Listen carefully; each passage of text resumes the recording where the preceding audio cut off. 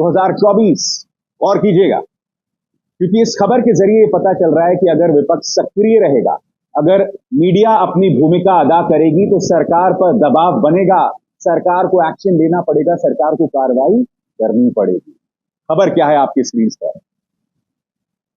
मां कहती है, सरकार की ओर से मुझे कुछ नहीं मिला, मेरे बेटे के शव के अलावा कुछ नहीं आया मेरे पास। 2 महीने बीत जाने के बाद भी उसका सामान और मोबाइल फोन तक अभी तक नहीं आया।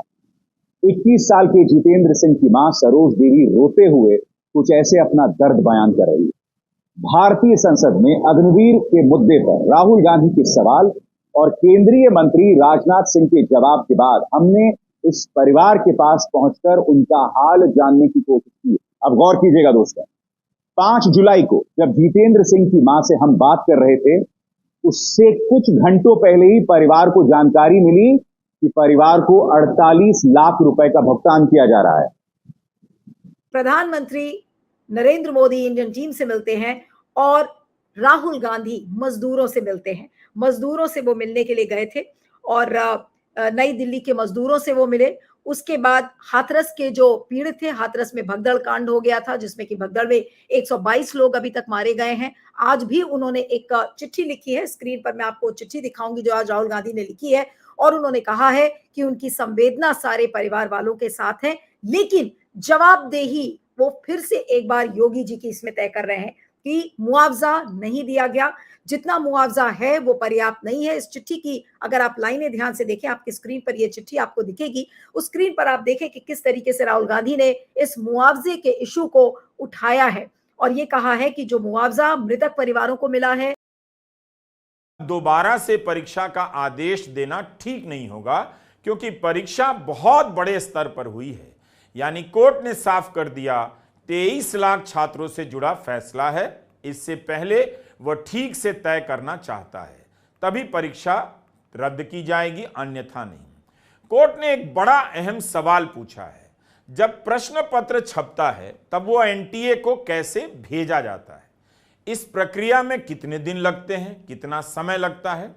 कोर्ट ने एनटीए से यह भी पूछा है कि पेपर लीक की घटना कब हुई, लीक हुए पेपर को कब बांटा गया और लीक की घटना और 5 मई की परीक्षा के बीच समय का अंतर कितना था।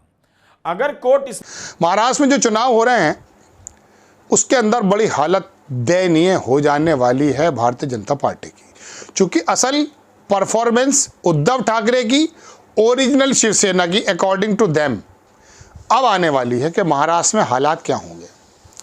शिंदे साहब, इसमें कोई दो राय नहीं कि भारतीय जनता पार्टी के वोटों के माध्यम से, मुझे उम्मीद नहीं थी, मैंने मना भी किया था, लेकिन 6-7 सीटें लेने में सफल हो गए। लेकिन अब विधानसभा में हालात दूसरे हैं, यहाँ पर अंदरूनी और बाहरी की लड़ाई होने जा रही है। ऐसे में राहुल गांधी जो पूरे देश में एक्सेप्टेबल हैं, आप बंगाल में चले जाइए, तमिलनाडु में चले जाइए, बिहार में चले जाइए, उत्तर प्रदेश, कहीं पर आप चले जाइए, आपको राहुल गांधी वहाँ के नेता लगते हैं, वहाँ के लोगों को भी। लेकिन मोदी जी पूर्वोत्तर के नेता नहीं लगते, मणिपुर के नेता नहीं लगते, तमिलनाडु के नेता नहीं लगते, बंगाल के नेता नहीं लगते। ये फर्क है इन दोनों नेताओं में। तो राहुल गांधी जो महाराष्ट्र की यात्रा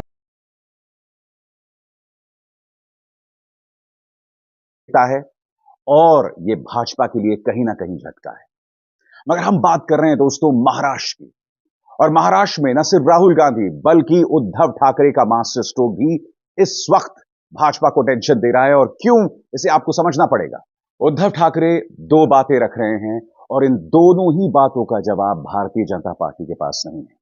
वो ये कह रहे हैं कि किसानों के सारे कर्जे माफ किए जाएं। पहली मांग उनकी, किसानों के सारे कर्जे माफ किए जाएं, क्योंकि आप जानते हैं कि महाराष्ट्र के विदर्भ इलाकों में इसका कितना बड़ा प्रभाव है। किसान सबसे ज्यादा आत्महत्या अगर किसी राज्य में करते हैं तो महाराष्ट्र में करते हैं, और ऐसे में चुनावों से ठीक पहले उद्धव ठाकरे ने दांव खेला है।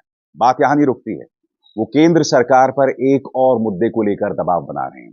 वो कह रहे हैं कि आरक्षण का दायरा 50% है। वो केंद्र सरकार पर दबाव बना रहे हैं कि 50% के दायरे को बढ़ाया जाए, और ये काम सिर्फ खबरें दो हैं दोस्तों। पहली खबर यह है कि क्या राहुल गांधी को बच्चा कहना ठीक है। दूसरी खबर यह है कि क्या कार्रवाई होगी सत्संग में 120 लोगों की मौत पे। दोनों खबरें आपको बता दें दोस्तों। पहली खबर ये है कि जब राहुल गांधी को संसद में बच्चा कहा गया, पहले तो पप्पू कहा जाता था, अब उनको बच्चा कहा जाने लगा। उन्होंने कहा कि जब प्रधानमंत्री के ये बयान है कि 99 लेने वाला बच्चा गली गली घूम के शोर मचा रहा था कि मेरे तो 99 अंक है, तो सब सोच रहे भाई सबको उसका माहौल है, उसके समर्थक भी 99 नंबर है। उसके बाद इनका बाप आता है और बाप बताता है कि बेटा ये 543 में से नंबर है, जो ये तुम्हारे 99 नंबर है वो 543 में तुम फेल हो चुके हो, टोटल फेल। तो इसमें ये खबर है दोस्तों।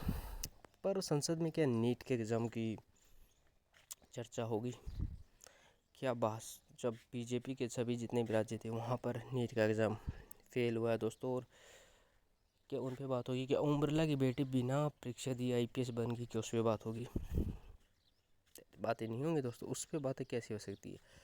और क्या उस पर बात होगी संसद में जो रोज़गार की बात होगी? नहीं होगी उसकी बात। क्या उसकी बात होगी यूपी में जो एक पाखंडी की वजह से 120 लोगों की मौत होगी, क्या उस पर बात होगी? क्या उस पर कार्रवाई होगी? क्या अकबरपुर पूरा तरह ढहा दिया गया, क्या उस पर बात होगी? क्या उन लोगों को न्याय मिलेगा? क्या उस पर बात होगी? नहीं होगी दोस्तों। बातें होंगी हिंदू मुसलमान पे, नफरती बातें होंगी कश्मीरी पंडितों की, जो 1990 का मुद्दा है, जो बीजेपी द्वारा फैला हुआ प्रोपेगेंडा है दोस्तों। और वो इस चुनाव में 400 पार की जगह 240, यानी जिस तरह लोगों में समझ आई थी। और एक वो सिलेंडर सिमरती ईरानी, उसकी तो बहुत भारी आ रही है। एक छोटे से